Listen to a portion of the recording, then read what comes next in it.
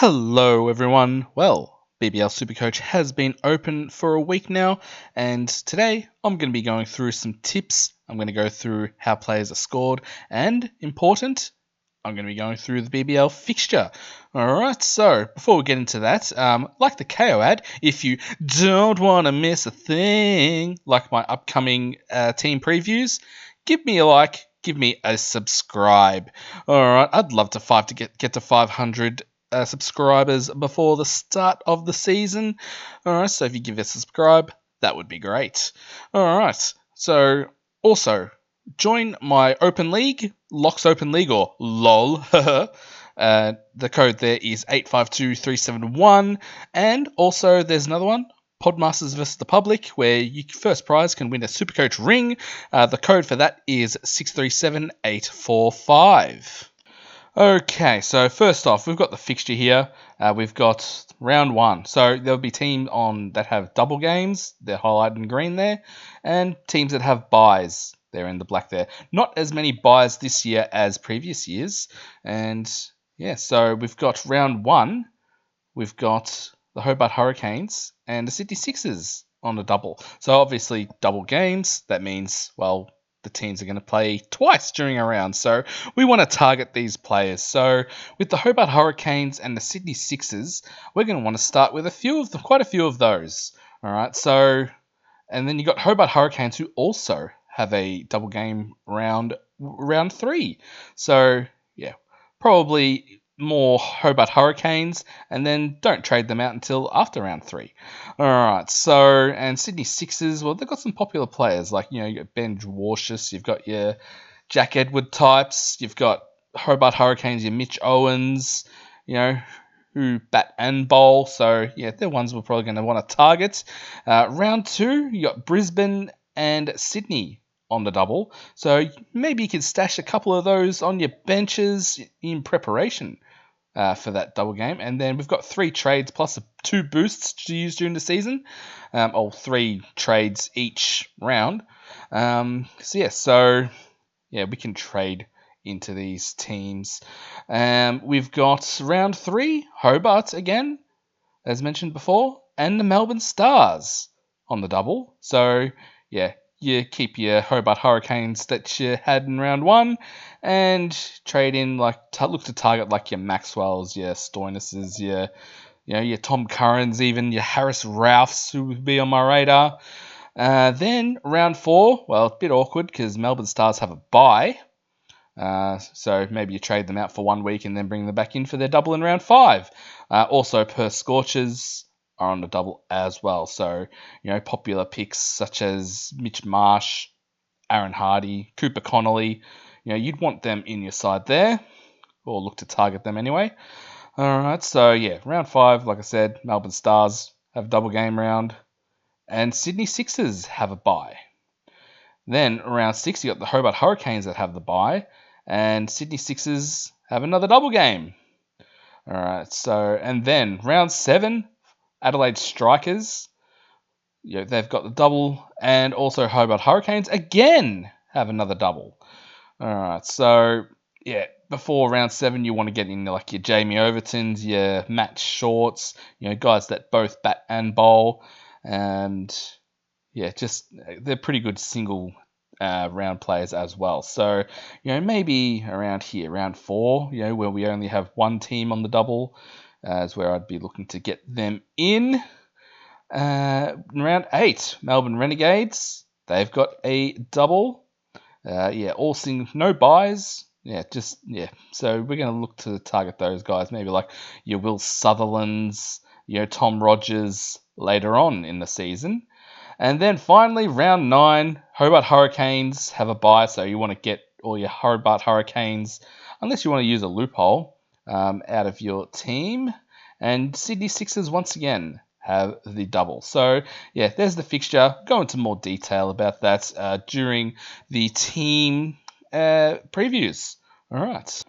Now, we're going to get into how the players are actually scored. So, for the batsman, you get a point for every run that you score.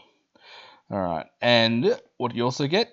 If you get 20 plus runs, you get strike rate bonus. So, You get strike rate of 160 over, you get an extra 25 points. Strike rate of 150 to 160, or 159.9, 20 points. Strike rate of 140 to 149.99, 15 points.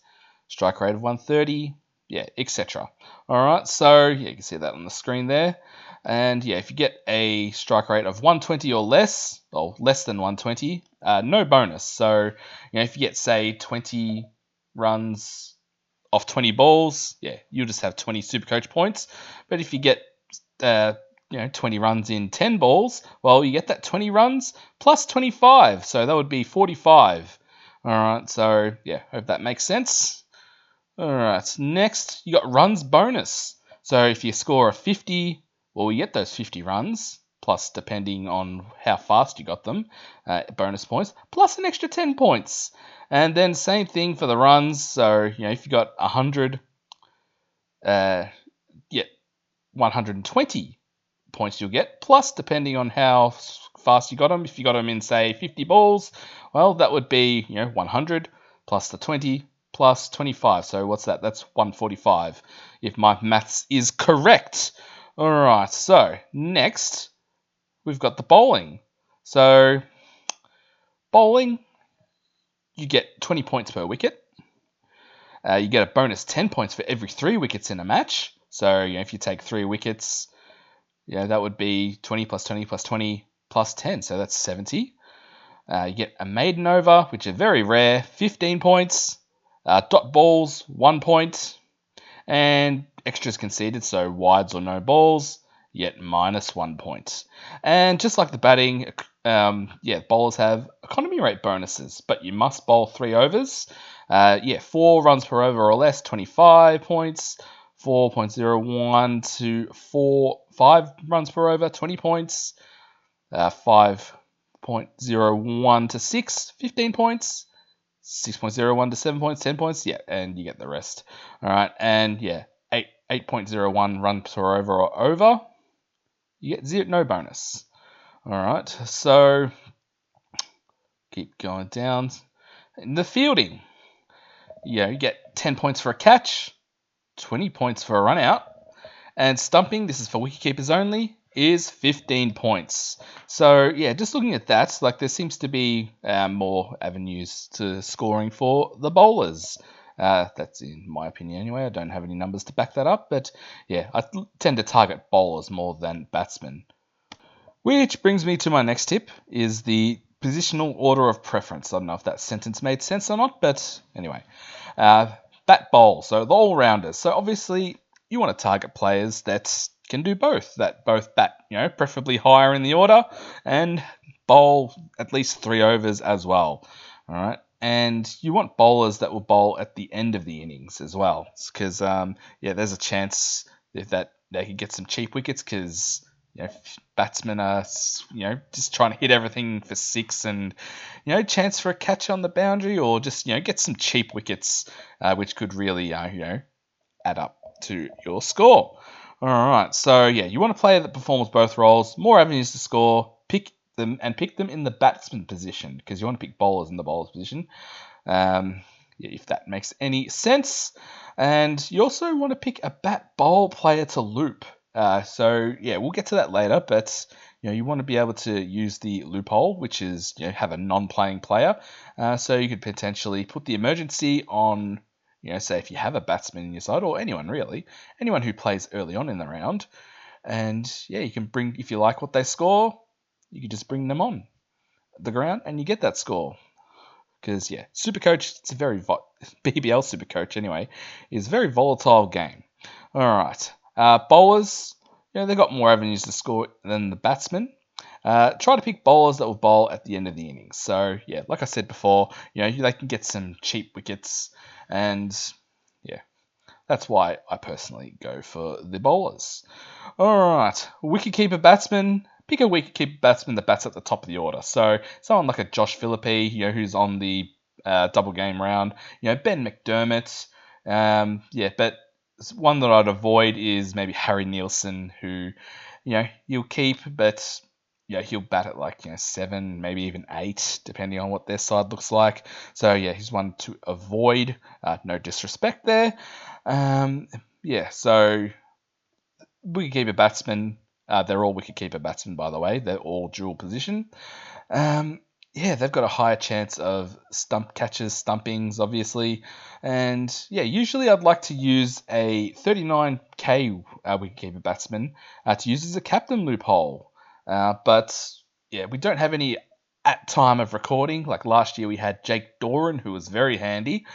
But yeah, wicketkeeper batsmen, like they're basically like a well, as a batsman, except the chance to catches and stumpings. All right, and then finally we've got the bats. So the most volatile position. Pick a bat, near the top of the order if you are going to pick one. Someone like a Mitch Marsh. I know he's a bat bowl, but yeah, he's probably not going to bowl very much, I would say.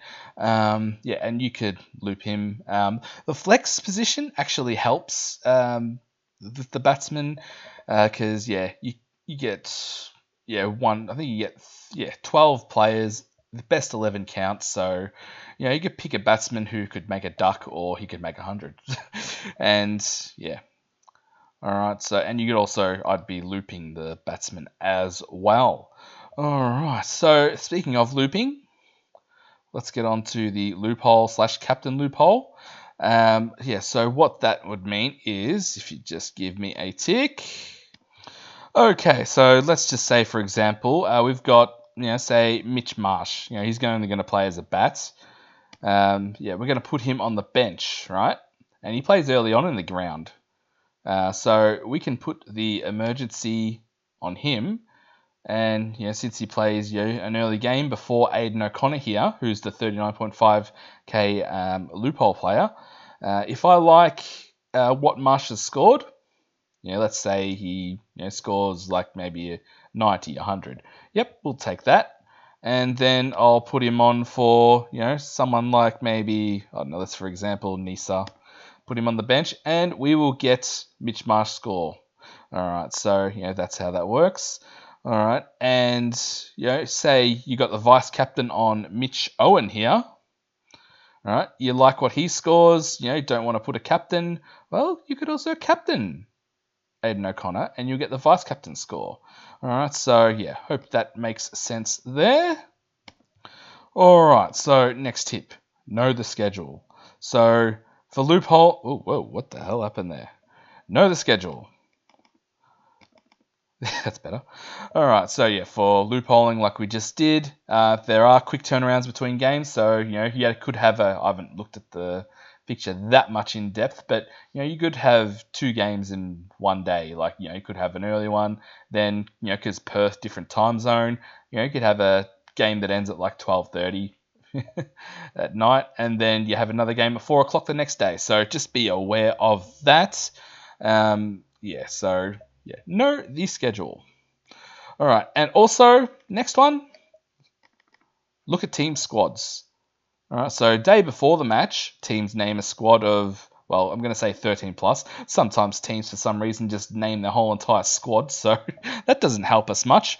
But yeah, the confirmed starting 11 is usually about 45, or is it an hour? I can't remember which one, before play. And yeah, sometimes you might want to base your trades, around that. It's like you could even base your trades or, who you're going to loophole, just by the coin toss. Like, if you've got, batsman that's, or a player that's going to be batting first, but say the conditions aren't great, it's going to rain later on in the game, you might want to, change what you're going to do with your team before then. Okay, so yeah, look at the team squads day before and 45 minutes before start of play for each game. All right, next one.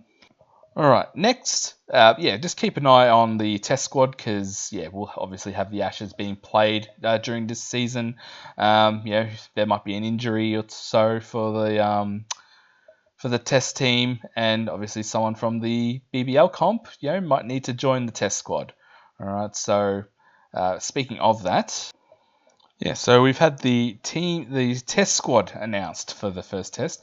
A couple of players to take note of here. Sean Abbott, he was actually in my starting side, but he could be in the test squad still by the time the BBL starts.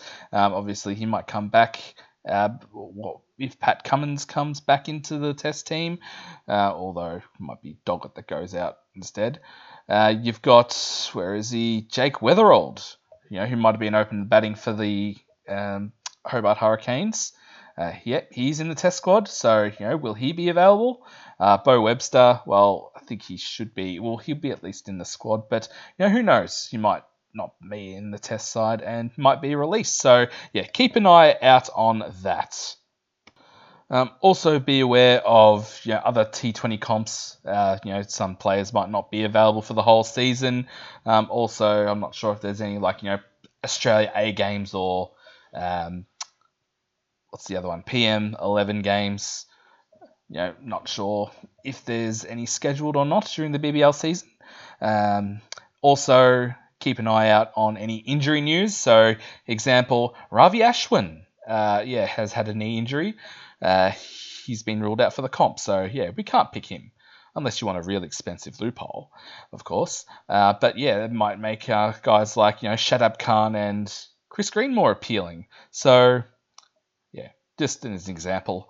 Also, another one, keep an eye out on the weather forecast. So, yeah, unfortunately, yeah, most of the grounds are played in the open. So, yeah, they're exposed to the elements, exposed to the rain.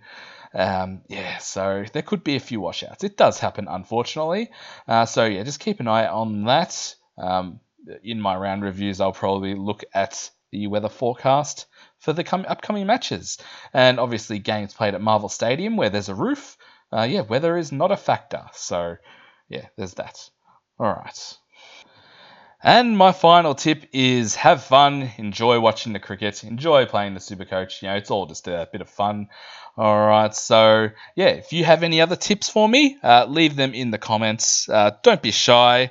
Keep an eye out for my BBL team previews, where I'll go into relevant players in a bit more depth there. All right, so thank you very much for watching. If you made it this far, and I'll see you in the next video. See you. Bye.